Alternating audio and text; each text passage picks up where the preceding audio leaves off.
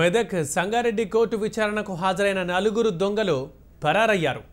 ఇద్దరిని వెంబడించి పట్టుకున్న పోలీసులు మరో ఇద్దరి కోసం గాలిస్తున్నారు. సంఖ్యలు గొలుసులతోనే ఈ అంతరాష్ట్ర దొంగలు పరారయ్యారు.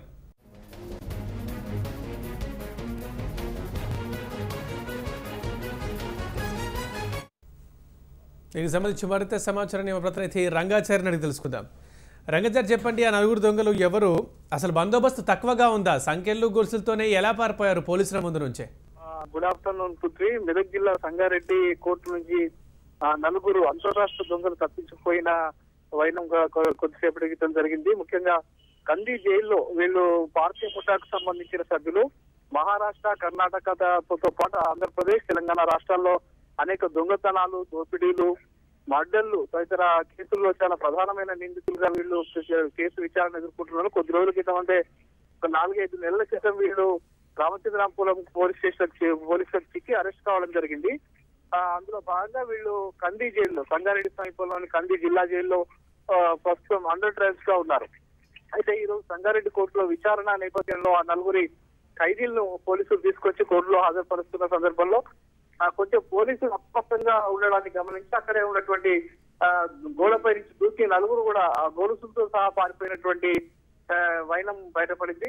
అయితే ఇందులో వెంటనే అప్రమత్తమైన పోలీసులు దొంగల్ని వెంబడించడంతో ఇద్దరు మాత్రం కొద్దిసేపటి క్రితం ఇద్దరు పరమేశ్వరు అనే ఒక దొంగ, ఇందులో ముఖ్యంగా అంతరాష్ట్ర దొంగలుగా పార్టీ ముఠాకు సంబంధించిన కైలాస్, పరమేష్, తర్వాత తరుణ్ భోస్లే, లక్ష్మణ్ భోస్లే అనే ఈ నలుగురు దొంగలు కూడా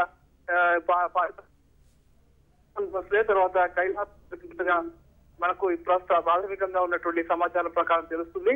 వీళ్ళు మెదక్ జిల్లాలో, అటు మహారాష్ట్రలో, కర్ణాటకలో కూడా అనేక దొంగతనాలు, ముఖ్యంగా బ్యాంకుల్ని టార్గెట్ చేసుకుని దొంగతనాలు పాల్పడ్డ వైనాలు ఉన్నాయి. ముఖ్యంగా జైరాబాద్ సమీపంలోని కోహీర్ వద్ద ఉండేటువంటి సిండికేట్ బ్యాంకులో దోపిడీకి ప్రయత్నించడంతో పాటు అక్కడికి వచ్చినటువంటి కోహీర్ ఎస్ఐపై కూడా వాళ్ళు ఏకంగా కాల్పులు జరిపి గాయపరిచిన సంఘటన 1.5 సంవత్సరాల క్రితం జరిగింది.